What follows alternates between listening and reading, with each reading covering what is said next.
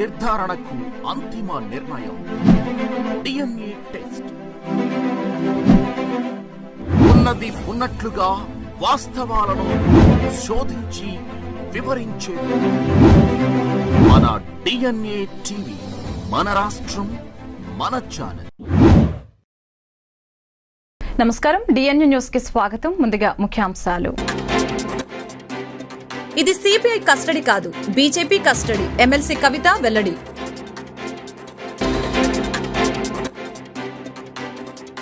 వివేక హంతకులెవరు? Sunitha PowerPoint presentation. ప్రజల ఆశీర్వాదం వల్లే ప్రమాదం నుంచి తాను తప్పించుకోగలిగానని సీఎం జగన్ వెల్లడి. ఇలాంటి దాడులు ఏమీ చేయలేవని, గెలుపు మనదేనన్న జగన్. టీడీపీ అధినేత చంద్రబాబుపై దాడిని తీవ్రంగా ఖండిస్తున్నామన్న వైసీపీ. గాజువాకలో చంద్రబాబుపై రాయి విసిరిన ఆగంతకుడు. సిబిఐ కస్టడీ కాదని బీజేపీ కస్టడీ అని ఎమ్మెల్సీ కవిత అన్నారు. బయట బీజేపీ వాళ్లు మాట్లాడిందే లోపల సిబిఐ వాళ్లు కూడా అడుగుతున్నారని చెప్పారు. 2 ఏళ్ల నుంచి అడిగిందే అడుగుతున్నారని విమర్శించారు. వాళ్లకు కొత్తగా అడిగేందుకు ఏం లేదని తెలిపారు. సిబిఐ కస్టడీ ముగియటంతో అధికారులు కవితను ఢిల్లీలోని రౌస్ ఎవెన్యూ కోర్టులో హాజరుపరిచారు. ఈ సందర్భంగా కోర్టు ఆవరణలో మీడియాతో మాట్లాడారు. కాగా ఈ నెల 23 వరకు న్యాయస్థానం కవితకు జ్యుడిషియల్ కస్టడీ విధించింది. దీంతో ఆమెను అధికారులు తీహార్ జైలుకు తరలించనున్నారు. అయితే 14 రోజుల పాటు కస్టడీ విధించాలని సిబిఐ కోరగా 9 రోజుల కస్టడీకి ఇస్తూ కోర్టు తీర్పు వెలువరించింది. ఢిల్లీ మద్యం పాలసీ కేసులో ఎమ్మెల్సీ కవితను గత నెల 16న ఈడీ అధికారులు అరెస్టు చేసిన విషయం తెలిసిందే.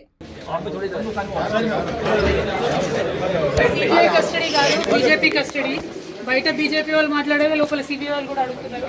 అడిగిందే అడుగుతున్నారు. 2 ఏళ్ల నుంచి నథింగ్ న్యూ. వైఎస్ వివేకానందరెడ్డిని హత్య చేసింది ఎవరు? వారిని కాపాడుతోంది ఎవరు? సీఎం జగన్ ఎందుకింత డ్రామా ఆడుతున్నారన్న దానిపై వివేక కుమార్తె సునీత సోమవారం మీడియా సమావేశంలో పవర్ పాయింట్ ప్రెజెంటేషన్ ఇచ్చారు.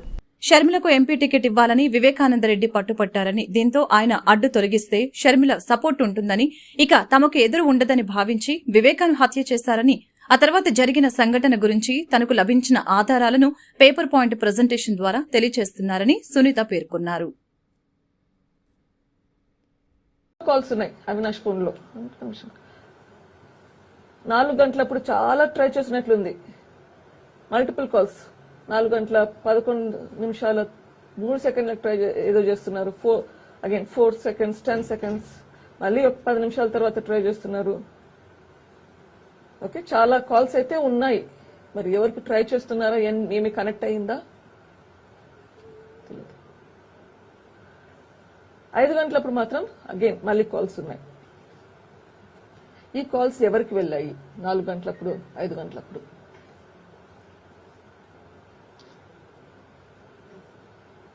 People need to explain themselves. వాళ్ళకి దీనికి సమాధానాలు కావాలి. 4 గంటలకి 5 గంటలకి ఆ ఫోన్ కాల్స్ ఎవరికి వెళ్ళాయి?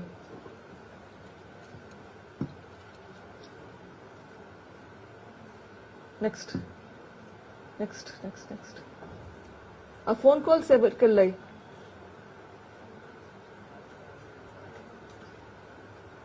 ఎందుకు అవినాష్ రెడ్డి ఫోన్ సరెండర్ చేయకుండా ఉన్నాడు?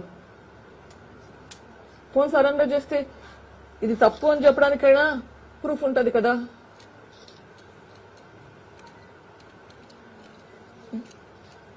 అండ్ ద నెక్స్ట్ వన్, ఈ ఫోన్ కాల్స్, ఆ 2 స్లైడ్స్ లో ఉన్న ఫోన్ కాల్స్ ఎవరికి వెళ్ళాయి? ఆ మధ్యలో ముందెళ్ళండి, ఇంకా ముందుకు వెళ్ళండి, పైకి వెళ్ళండి, పైకి వెళ్ళండి. Next next next you going back forward. Yeah, ఆగండి, స్టాప్ దే. సో ఇవి అవినాష్ గంగిరెడ్డికి అని తెలుస్తుంది. మై అజంప్షన్ ఇస్ ఇవి హత్య చేయిస్తుండగా డ్యూరింగ్ ద ప్రాసెస్ జరిగిన కాల్స్ అని నేను అనుకుంటున్నాను. Live transmission. ఆ మధ్యలో మిగిలిన కాల్స్ ఎవరికి వెళ్ళాయి? ప్రజల ఆశీర్వాదం వల్ల ప్రమాదం నుంచి తాను తప్పించుకోగలిగానని సీఎం జగన్ వ్యాఖ్యానించారు. ఇలాంటి దాడులు ఏమీ చేయలేవని, గెలుపు మనదేనని జగన్ చెప్పారు. గాయం కారణంగా ఒకరోజు రెస్ట్ తీసుకున్న జగన్ తన యాత్రను ప్రారంభించారు. విజయవాడలో రోడ్ షో సందర్భంగా జరిగిన రాయి దాడిలో ఏపీ సీఎం జగన్ గాయపడిన సంగతి తెలిసిందే. వైద్యుల సూచనల మేరకు ఆయన ఒకరోజు విశ్రాంతి తీసుకున్నారు. అనంతరం ఈ ఉదయం మేమంతా సిద్ధం బస్సు యాత్రను ఆయన మళ్లీ ప్రారంభించారు. కేసరపల్లి క్యాంపు నుంచి ఆయన యాత్ర ప్రారంభమైంది. ఈ సందర్భంగా కృష్ణా, గుంటూరు జిల్లాలకు చెందిన నేతలు ఆయనను కలిసి పరామర్శించారు. బస్సు యాత్రకు వస్తున్న విశేష ఆదరణ చూసి తట్టుకోలేకని ఈ దాడికి పాల్పడ్డారని వారు చెప్పారు. ఈ సందర్భంగా వారితో జగన్ మాట్లాడారు. ప్రజల ఆశీర్వాదం వల్లే ప్రమాదం నుంచి తాను తప్పించుకోగలిగానని చెప్పారు. ఇలాంటి దాడులే కాదు, ఎలాంటి దాడులు కూడా మనల్ని ఆపలేవని అన్నారు. ఎవరు అధైర్యపడవలసిన అవసరం లేదని, మనం మరొకసారి అధికారంలోకి వస్తున్నామని చెప్పారు. మనల్ని ఎవరు ఆపలేరని అన్నారు. తనను పలకరించేందుకు వచ్చిన నేతలందరినీ చిరునవ్వుతో పలకరించిన జగన్ అనంతరం అక్కడి నుంచి తన యాత్రను ప్రారంభించారు. గాయం అయిన చోట బ్యాండేజ్ వేసుకుని వెళ్లారు. ప్రస్తుతం గన్నవరంలో కొనసాగుతున్న జగన్ యాత్రకు వైసీపీ మద్దతుదారులు పోటెత్తారు. రోడ్లు కిక్కిరిసిపోయాయి. కాసేపట్లో జగన్ యాత్ర గుడివాడ నియోజకవర్గంలోకి ప్రవేశిస్తోంది. సాయంత్రం గుడివాడ శివార్లలో బహిరంగ సభను నిర్వహించనున్నారు. టీడీపీ, జనసేన, బీజేపీ కూటమి వైసీపీ నుంచి టికెట్లు ఆశించి భంగపడ్డ వారెవరూ తిరుగుబాటు అభ్యర్థులుగా పోటీ చేయవద్దని, టికెట్ రాలేదని సూసైడ్ చేసుకోవద్దని ప్రజాశాంతి అధ్యక్షులు కేఏ పాల్ పేర్కొన్నారు.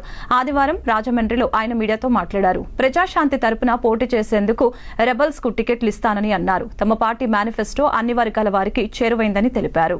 జగన్ పి పవన్, అందుకనే దేవుడు మన ప్రజాశాంతి పార్టీకి ఉగాది రోజుని కొండను ప్రసాదించాడు. గుర్తుగా కొండ నింపండి, మీ జీవితాల్ని నింపుకోండి, మండు టెండర్లో మంచినీళ్ళు తాగండి, ప్రజలందరికీ మంచిని పంచండి. శాంతి, సమాధానం, నీతి, నిజాయితీ పంచడానికి వచ్చాను. ఈ ఎండల్లో 3 హెలికాప్టర్లో తిరిగిన నేను రోడ్ల మీద ఎందుకు తిరుగుతున్నాను? ఇంటింటికి, పల్లె పల్లెకి అర్థం చేసుకున్న ప్రతి ఒక్కరూ దయచేసి మీ ఊర్లో 10 మంది ఎమ్మెల్యే అభ్యర్థులు ఉన్నారు. అందరికీ మేము టికెట్ ఇవ్వలేము. 175 సీట్ల ఆంధ్రప్రదేశ్లో, 42 సీట్ల ఆంధ్ర తెలంగాణ ఎంపీ అభ్యర్థులుగా ఇంకా అందరినీ కలపడానికి మేము వెయిట్ చేస్తున్నాం. TDP rebels, YCP rebels, Janasena rebels, మీకు టికెట్ రాలేదని ఏడకండి, సూసైడ్ చేసుకో, దేవుణ్ణి స్తుతించండి. టీడీపీ అధినేత చంద్రబాబుపై దాడిని తీవ్రంగా ఖండిస్తున్నామని వైసీపీ పార్టీ వెల్లడించింది. గాజువాకలో ఓ ఆగంతకుడు చంద్రబాబుపై రాయి విసరడంతో తురుతిలో చంద్రబాబు తప్పించుకున్నారు. ఈ మేరకు చంద్రబాబు వీడియోను ట్విట్టర్ ద్వారా వైసీపీకి షేర్ చేసింది. ఈ ఘటనపై ఈసీ నిష్పాక్షికంగా విచారణ జరపాలని వైసీపీ కోరింది. ఏపీ సీఎం జగన్ పై విజయవాడలో రాయితో దాడి జరగడం తెలిసిందే. ఈ దాడిని తీవ్రంగా ఖండించిన టీడీపీ అధినేత చంద్రబాబు ఈ ఘటనపై ఈసీ నిష్పక్షపాతంగా విచారణ జరిపి బాధ్యులపై చర్యలు తీసుకోవాలని కోరారు. అయితే నిన్న గాజువాకలో చంద్రబాబు ప్రసంగిస్తూ ఉండగా ఆయనపై ఓ ఆగంతకుడు రాయి విసిరాడు. ఈ ఘటనపై వైసీపీ సోషల్ మీడియా వేదికగా స్పందించింది. చంద్రబాబుపై దాడిని తీవ్రంగా ఖండిస్తున్నాం. ఈ ఘటనపై ఈసీ నిష్పక్షికంగా విచారణ జరపాలని, ఘటనకు కారకుల్ని శిక్షించాలని కోరుతున్నామంటూ వైసీపీ ట్వీట్ చేసింది. ఈ మేరకు చంద్రబాబు వీడియోను కూడా వైసీపీ పంచుకుంది. ఇది ఒక ఉదాహరణ మాత్రం ఇచ్చాను. ఇక్కడ రాళ్లేసారు వల్ల చూసారా, వస్తా దానికి కూడా వస్తారే, మిమ్మల్ని అందరినీ వదిలిపెట్టరి, ప్రజలు తరిమి తరిమి కొడతారు. రేపటి నుంచి మిమ్మల్ని అందరినీ గంజాయి బ్యాచ్, బ్లేడ్ బ్యాచ్ ఇక్కడ కూడా వచ్చింది. తూర్పుగోదావరి జిల్లా కోరుకొండకు చెందిన శ్రీకృష్ణ చైతన్య సంఘం అధ్యక్షులు కళ్యాణ అప్పారావు ఆధ్వర్యంలో సుమారు 200 మంది భక్తులు ఈరోజు భద్రాద్రి రామయ్యకు కోటి తలంబ్రాలు సమర్పించారు.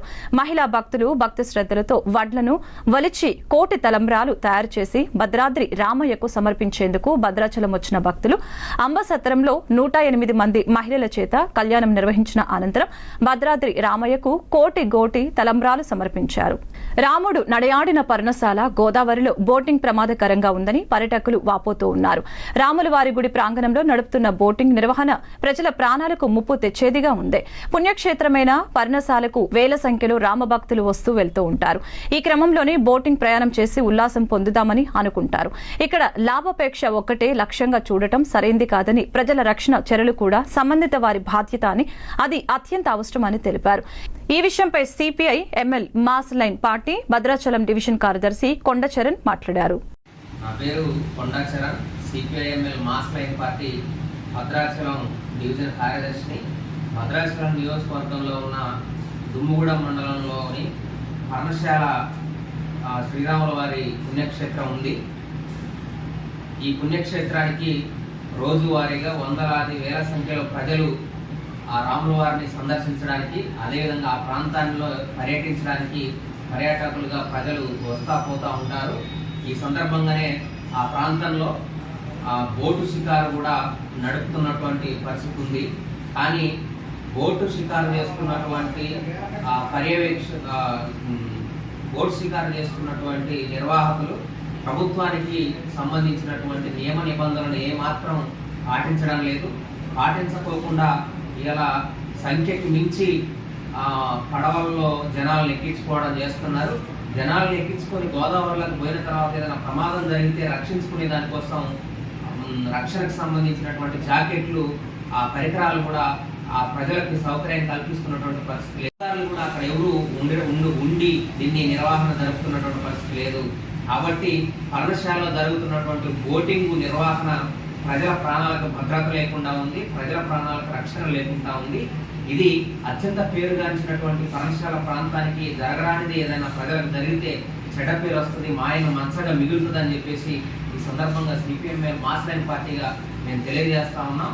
కాబట్టి ఇకపై ఖచ్చితంగా ప్రభుత్వ నిబంధనల్ని బోట్ షికారు యాజమాన్యాలు ఖచ్చితంగా పాటించాలి. ప్రజలకు రక్షణ, అదేవిధంగా సంబంధించినటువంటి సౌకర్యాలన్నీ కల్పించాలని, అధికారుల సమక్షంలోనే ఈ బోట్ షికారు అనేది నడపాలని ఈ సందర్భంగా మేము డిమాండ్ చేస్తా ఉన్నాం. లేని ఎడల ఖచ్చితంగా పార్టీ ఆధ్వర్యంలో పోరాటం నిర్వహిస్తామని తెలియజేస్తున్నాం. బీసీ మహిళ అయిన మురుగుడు లావణ్యపై నారా లోకేష్ పోటీ చేయడానికి సిగ్గుమాలిన చర్యగా మంగళగిరి ఎమ్మెల్యే ఆళ్ల రామకృష్ణారెడ్డి అభివర్ణించారు. మంగళగిరి నియోజకవర్గం నుంచి నారా లోకేష్ ని శాశ్వతంగా రాజకీయాల నుంచి దూరం చేసేందుకు కంకణం కట్టుకున్నామని తెలిపారు. ప్రచారం చేస్తున్నామండి. అందరూ కూడా జగనన్నకి సపోర్ట్ గా మేము ఉంటామని చెప్తున్నారు. అలాగే చిన్న సమస్యలు కూడా చెప్పారు. ఇక్కడ కమ్యూనిటీ హాల్ ఒకటి ఉంటే బాగుంటుందని మా దృష్టికి వచ్చింది. మరి ఆర్కే గారి సలహాలు కూడా తీసుకొని కమ్యూనిటీ హాల్ ఏర్పాటు చేసేటట్టుగా మేము గెలిచిన తర్వాత ముందు ఫస్ట్ అది చూస్తాము. అలాగే ఇక్కడ లైబ్రరీ కూడా కొంచెం డెవలప్మెంట్ చేస్తే బాగుంటుంది అని మా దృష్టికి వచ్చింది. దాన్ని కూడా ఖచ్చితంగా డెవలప్ చేస్తాము. అలాగే ఇంకా జగనన్నని మీద అభిమానంతో అందరూ కూడా సంక్షేమ పాలనలో అందుకుంటున్న పథకాలన్నీ కూడా వాళ్ళకి అందుతున్నాయి అని చెప్తున్నారు. ఈ వార్డులో అయితే మటుకి నువ్వు అడిగినా అడగకపోయినా జగనన్నను గుర్తుపెట్టుకొని మేము ఫ్యాన్ గుర్తుకే ఓటేస్తామని చెప్పారు. చాలా సంతోషంగా ఉంది. ముందుగా గౌరవ ముఖ్యమంత్రి వైఎస్ జగన్మోహన్ రెడ్డి గారికి మా మంగళగిరి నియోజకవర్గ అభ్యర్థినిగా బీసీ పద్మశాలి సోదరిమణి శ్రీమతి మురుగుడు లావణ్య గారికి ఇచ్చినందుకు ప్రత్యేకంగా బీసీ వర్గాల తరపున, మంగళగిరి ప్రజల తరపున ప్రత్యేకమైన ధన్యవాదాలు గౌరవ ముఖ్యమంత్రి గారికి తెలియజేస్తూ, ఈరోజు 23వ వార్డులో ఎన్నికల ప్రచారంలో భాగంగా మాజీ మంత్రివర్యులు హనుమంతరావు గారు, అదేవిధంగా గౌరవ శాసనసభ్యులు ఆళ్ల రామకృష్ణారెడ్డి గారు, మాజీ శాసనసభ్యురాలు కాండ్రు కమల గారు, వందలాది మంది వైఎస్ఆర్సీపీ కార్యకర్తలు, అభిమానులు ఇంటింటికి వెళ్తుంటే ఏదైతే నవరత్నాల పథకాల ద్వారా ఈ రాష్ట్ర ప్రజలు పేద వర్గాల అభివృద్ధి కోసం ఈ 5 సంవత్సరాల్లో సుపరిపాలన అందించారో గౌరవ ముఖ్యమంత్రి వైఎస్ జగన్మోహన్ రెడ్డి గారు స్పష్టంగా ప్రజల ముఖాలలో కనిపిస్తుంది. ఆ పథకాల ద్వారా తన కుటుంబం ఏ విధంగా కష్టాల నుంచి గట్టెక్కిందనేది. అందుకనే మంగళగిరి నియోజకవర్గంలో బీసీ మహిళ అయిన లావణ్య అత్యధిక మెజార్టీతో గెలవబోతుంది. ప్రజల అభిమానం ఉందనేది చాలా స్పష్టంగా అర్థమవుతుంది. ప్రతి ఒక్కరిని నేను ఈ సందర్భంగా కోరుకునేది మంచి పరిపాలన అందిస్తూ ఎస్సీ ఎస్టీ బీసీ మైనార్టీల అభివృద్ధి కోసం నిరంతరం శ్రమించి 23వ వార్డులో ప్రచారం చేస్తున్నాం. ఈ ప్రచారంలో అందరూ పాల్గొన్నారు. చాలా సంతోషం. వార్డు అంతా కూడా, ఈ వార్డు మొత్తం కూడా వైఎస్ఆర్ కాంగ్రెస్ పార్టీ మంచి మెజార్టీతో అంతకుముందు కూడా రామకృష్ణారెడ్డి గారిని గెలిపించారు. ఇవాళ పథకాలు ఇస్తున్నారు కాబట్టి అంతకన్నా ఎక్కువ మెజార్టీతో గెలిపిస్తామని చెప్పి ఇక్కడ ఉండేటటువంటి నాయకులు, ప్రజలంతా కూడా చెబుతున్నారు. చాలా సంతోషం. ఒక విషయం కూడా గుర్తుపెట్టుకోవాలి. ఇక్కడ మేమందరం కూడా, అంటే మురుగుడు లావణ్య కానీ మేము అందరం కూడా లోకల్గా ఇక్కడ పుట్టి పెరిగినటువంటి వాళ్ళం. ప్రజలు అర్థం చేసుకోవాలి. మంగళగిరిలో మేము మొట్టమొదటి నుంచి ఇక్కడ ఉండేటటువంటి వాళ్ళం. ప్రజలకు అండదండలుగా ఉంటాం. అట్లానే వస్తున్నాం. ఇవాళ మరి తెలుగుదేశం పార్టీ తరఫున పోటీ చేసేటటువంటి లోకేష్ గారు లోకల్ కాదు.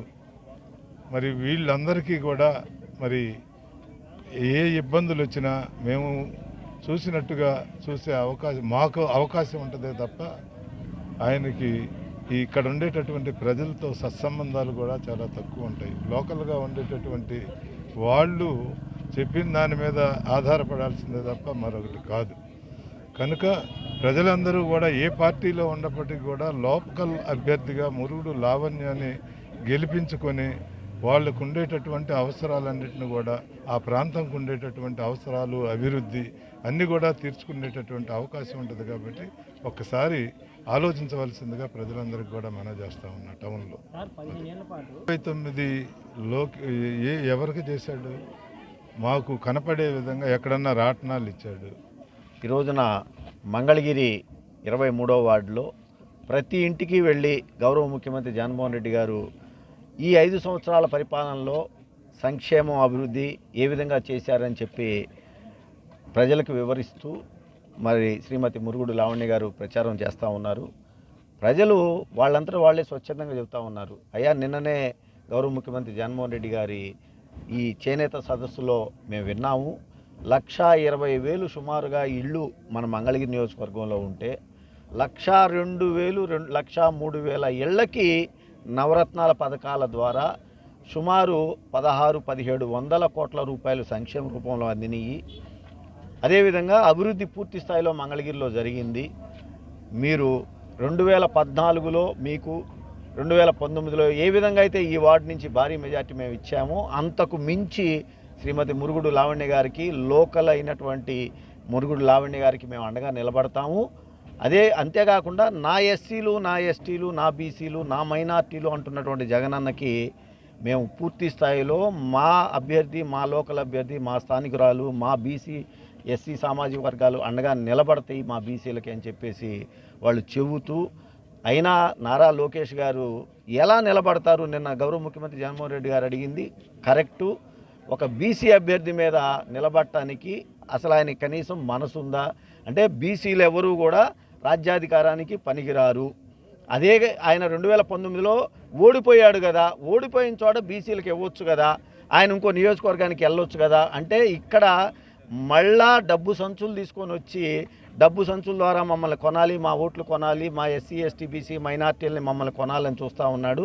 మేము మళ్ళా మరొకసారి శాశ్వతంగా రాజకీయాలకి నుంచి ఈ రాష్ట్రం నుంచి తెలుగుదేశాన్ని, నారా లోకేష్ని రాజకీయాల్లో లేకుండా చేయటానికి ఇవాళ దేవుడు మాకు లావణ్య రూపంలో మా స్థానికురాలు, మా బీసీ మహిళా సోదరికి జగనన్న ఇవ్వటం అనే దాన్ని మేము అందిపుచ్చుకొని ఖచ్చితంగా మేము అందరం కూడా శాసనసభకి మురుగుడు లావణ్య గారిని మంగళగిరి నుంచి ఎన్నుకుంటాము. అదేవిధంగా గుంటూరు పార్లమెంట్ నుంచి శ్రీ కిలారి వెంకటరోసయ్య గారిని మేము పార్లమెంటు సభ్యుడిగా పంపిస్తామని చెప్పి చెబుతా ఉన్నారని చెప్పి ఈ సందర్భంగా తెలియజేసుకుంటూ, స్థానికంగా ఉన్న అందరం కూడా కలిసి ఏకమై జగనన్నకి అండగా నిలబడటానికి మంగళగిరి నారా లోకేష్ని శాశ్వతంగా రాజకీయాల నుంచి దూరం చేయడానికి కంకణం కట్టుకుందని ఈ నిత్యం ప్రజలలోనే ఉంటూ నియోజకవర్గ ప్రజల సమస్యల్ని తెలుసుకుంటూ ప్రతి ఇంటికి పెద్ద కొడుకులా నేనున్నానంటూ భరోసా కల్పిస్తూ అతి తక్కువ కాలంలోనే ప్రజల మన్ననలు పొందుతూ ఎన్నికల ప్రచారంలో ముందుకు సాగుతున్నారు వేమూరు నియోజకవర్గ వైసీపీ ఎమ్మెల్యే అభ్యర్థి వరికుటి అశోక్ బాబు. పేదలను ప్రేమించే మంచి మనసున్న అశోక్ బాబుని ఎమ్మెల్యేగా గెలిపిస్తే వేమూరు నియోజకవర్గం రూపురేఖలు మారిపోతాయని ప్రజలు అనుకుంటున్నారు. ఒక రాజకీయ నాయకుడిలా కాకుండా ఒక సామాన్యుడిలా తమలో ఒకడిలా కలిసిపోతున్న మంచి మనసున్న అశోక్ బాబును ప్రతి గడప స్వాగతం పలికి ఆశీర్వదిస్తోంది.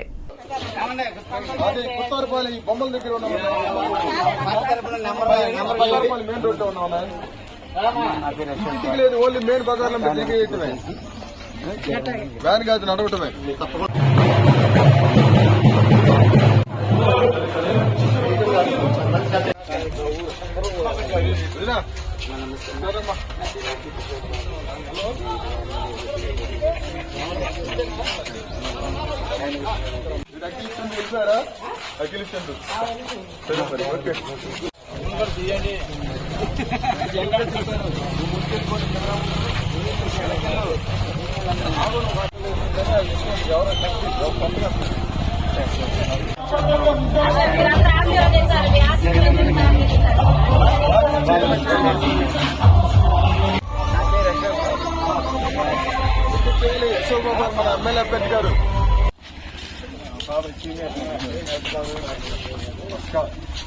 వైసీపీ కుటుంబాల వీళ్ళపై వాలంటీర్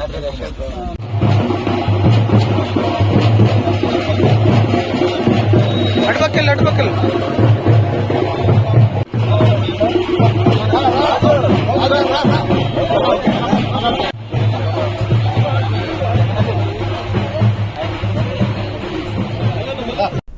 కుటుంబం మొత్తం ప్రజలకు సేవ చేసేందుకు పుట్టారా అనుకునే విధంగా వేమూరు వైసీపీ ఎమ్మెల్యే అభ్యర్థి వరికోటి అశోక్ బాబు కుటుంబ సభ్యుల తీరు ఉంటుంది. నిత్యం ప్రజలలో ఉంటూ ప్రజా సమస్యల్ని తీరుస్తూ పేదవారిని చూస్తే అశోక్ బాబు చలించిపోతారని ఉమ్మడి గుంటూరు జిల్లా వైఎస్ఆర్సీపీ సమన్వయకర్త మోదుగుల వేణుగోపాల్ రెడ్డి అన్నారు. ఈ సందర్భంగా బట్టిప్రోలు గ్రామంలో వైఎస్ఆర్సీపీ నాయకులు కార్యకర్తలతో ఏర్పాటు చేసిన సమావేశంలో మోదుగుల వేణుగోపాల్ రెడ్డి పాల్గొన్నారు. అశోక్ బాబు కుటుంబ సభ్యులతో కలిసి ఎన్నికల ప్రచారంలో పాల్గొని ప్రజా సమస్యల్ని తెలుసుకుంటూ అతి తక్కువ సమయంలోనే మంచి పేరు ప్రఖ్యాతులు సంపాదించుకున్నారని అశోక్ బాబుని అభినందించారు. పేదవాడి ఆర్తనాదాలు వినేటువంటి క్యాండిడేట్ ఇచ్చారు భావన వైఎస్ఆర్సీపీ కార్యకర్తలు స్పష్టంగా కనపడుతుంది. ఎందుకంటే నేను కూడా రాజకీయాల్లో కొంచెం నలిగినోడినే ముఖాలు చూస్తే కూడా అర్థమవుతూ ఉంటుంది. అంతా కొంచెం ముఖాలు బాగా నవ్వుతూ సరదాగా ఉన్నాయి ముఖాలన్నీ కూడా. ఏదో మన ఈ కులాల సమ్మేళనం పట్టుకోవాలంటే ఇక్కడ ఈ కులం లేదు అనేటువంటిది భావన లేదు. ముఖ్యంగా వైఎస్ఆర్సీపీ పార్టీలో ప్రతి పేదవాడు కూడా గర్వించేటువంటి పార్టీ అందులో టికెట్ రావడం, అందులో పనిచేయడం కూడా ఒక ఆనందదాయకమైనటువంటి మరి ఈరోజు ఉన్నట్టు కనపడతా ఉంది. వరికోటి అశోక్ బాబు గారు ఆయన నా స్నేహితులు దాదాపు 17 ఏళ్ళ నుంచి మంచి మనిషి. ఈరోజు అమృతపాణి గారి ఓటమి నుంచి అశోక్ గెలుపు రావాలి మనకి ఈరోజు.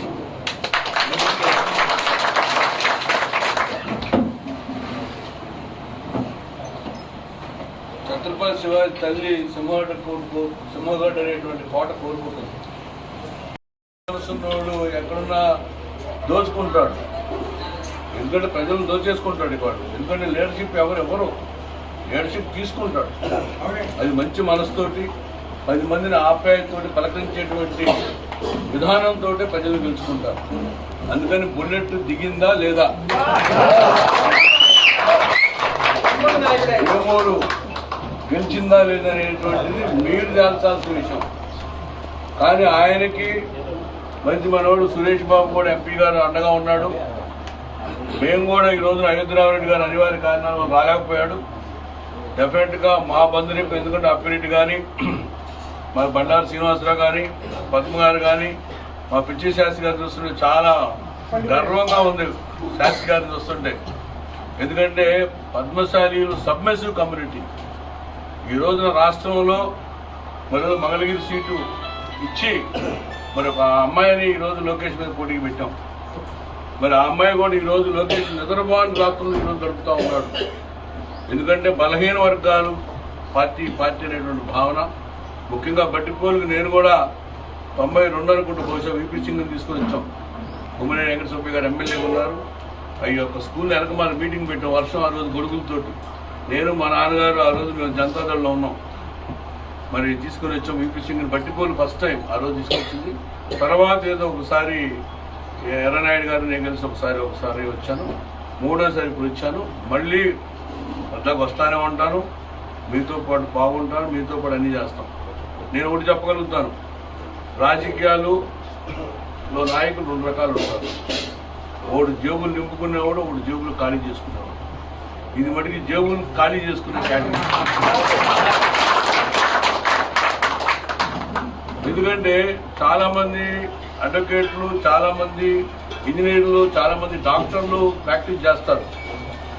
చాలామంది ప్రాక్టీస్ చేసినప్పుడు ఒక గుండె ఆపరేషన్ సక్సెస్ అయినప్పుడు 4 లక్షల రూపాయలు తీసుకున్న ఆనందం కంటే కూడా ఆ యొక్క క్యాండిడేట్ని బతికించానేటువంటి వాళ్ళ కుటుంబ సభ్యుల కళ్ళల్లో నుండి ఆనందం చూసి ఆనందపోయినవాడు ప్రొఫెషనలిస్ట్. అందుకని ఎంపీ పోస్టు ఈయనకి సంబంధించిందో, ఈయన భార్యకు సంబంధించిందో, ఈయన పిల్లలకు సంబంధించిందో వాళ్ళ ఇంట్లో. ముందుగా మన శాసనసభ అభ్యర్థి వరికోటి అశోక్ బాబు గారు మాట్లాడతారు. మేము కూడా మరి వేణుగోపాల్ రెడ్డి గట్టిగా ఉన్నాం, అంతా ఒంగోలు ఎత్తలా గట్టిగా బండలాగే అందరూ గట్టిగా లాగేటువంటి వ్యక్తులు డెఫినెట్ గా ఆయన పుస్తకాల మీద వేసుకొని రాబోయేటువంటి ఎలక్షన్ ఈరోజు, ఎందుకంటే అర్జునుడికి పక్షి కన్ను ఒక్కటే కనపడుతుంది. ఈరోజు నాకు 7 నియోజకవర్గాల్లో కూడా ఎందుకో కొంచెం మంచివాడు, ఈయన 100% గెలిపించుకోవాలంటే బాధ్యత 100%. అందుకని వేమూరి మీద ప్రత్యేక శ్రద్ధ ఉంటుంది. మీకు చెప్పాను, ఇంక ఎందుకని చెప్పేది ఏముంది, 14 మంత్రి అయ్యాడు, 19 మంత్రి అయ్యాడు, 2024 కూడా మంత్రి అవుతాడు. మనం ఆ భగవంతుని ఆశీర్వాదం తీసుకున్నాం. రాబోయేటువంటి రోజుల్లో మన శ్రీనివాస్ రెడ్డి గారు చాలా మంది హైదరాబాద్ నుంచి అన్ని వ్యాపారాలు మూసేసి వచ్చారు. ఎందుకంటే ఈ రోజున అశోక్ బాబుని గెలిపించాలని ఉద్దేశంతో. అట్లాగే మన సురేంద్ర గారు రాబోయే రోజులు, ఎందుకంటే ఈరోజు 175 నియోజకవర్గాలు ఉన్నాయి, 225 అయితే మరి ఈయన కూడా ఒక ఎమ్మెల్యే కావాలంటూ భగవంతుని ప్రార్థిస్తున్నాం. దేవాలయంలో కమ్యూనిటీ నుంచి మంచి మనుషులు ఈరోజు కంపల్సరీ బీసీలు ఈ రోజున, నేను 2014 ఎమ్మెల్యే ఉన్నప్పుడు ఒక్క పద్మశాలి కూడా కలవలేకపోయాడు. ఎందుకంటే ఈరోజు రాజకీయ రిజర్వేషన్లు కావాల్సిన బాధ్యత. ఎందుకంటే పేదవాడు అసెంబ్లీకి రాలేకపోతున్నాడు, ధనవంతులు అసెంబ్లీకి వస్తున్నారు. దానికి ఈరోజు ఒక లారీ డ్రైవరు, ఒక చిన్న 2 లక్షల రూపాయలు బ్యాంక్ బ్యాలెన్స్ లేనటువంటి తిరుపతిరావు, అక్కడ మైలవరం, ఇటువంటి వాళ్ళందరూ ఎమ్మెల్యే చేసేటువంటి బాధ్యత జగన్మోహన్ పుస్తకాన్ని చేసుకున్నారు. అట్లాగే రాబోయే రోజుల్లో చాలామంది కార్యకర్తలు మంచి నిజాయితీ పనిచేసే వాళ్ళు కూడా మరి ఎమ్మెల్యేలటువంటి ఒక విశ్వాసాన్ని కల్పించారు జగన్మోహన్ గారు. అందుకని నేను యాక్షన్ తీసుకుంటాము. 5 మండలాలకి, ముఖ్యంగా పోయినసారి ఏదైతే కొన్ని వెనకబడినటువంటి మండలాలు, గ్రామాలని ఏ రకంగా పటిష్టం చేయాలనేటువంటి భావన, మీ ఇన్పుట్స్ కూడా ఇవ్వండి. మళ్ళీ డీటెయిల్గా మండల వైపు కూర్చుందాం, అది ఎక్కడైనా మండల హెడ్ క్వార్టర్ కానీ. ఎందుకంటే నేను ఈ రోజున అశోక్ బాబు గారిని మీరు టైం వేస్ట్ చేసుకోవద్దు, నేను వచ్చి కలుస్తాను. బట్టిపల్లో అందరూ కలిసిన తర్వాత వాళ్ళ యొక్క విన్నపాలు తీసుకొని అన్ని రాసుకొని దాన్ని అప్డేట్ చేసి పరిపూర్ణమైనటువంటి ఎలక్షన్ చేస్తాం. వార్తలు ముగించే ముందు ముఖ్యాంశాలు మరొకసారి. ఇది సిబిఐ కస్టడీ కాదు, బీజేపీ కస్టడీ, ఎమ్మెల్సీ కవిత వెల్లడి.